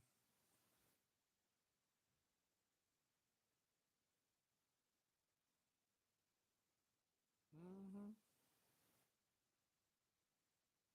That's what LeBron doesn't get. That's why his immaturity and his sophomore behavior and antics sound so horrible. Because he's like, he doesn't get it. 40 going on 14 with that logic. You know. Appreciate you, man. Have a good one. Thank you. Appreciate you and Charlotte, and we had this Young Guns and people made me laugh. But thank you.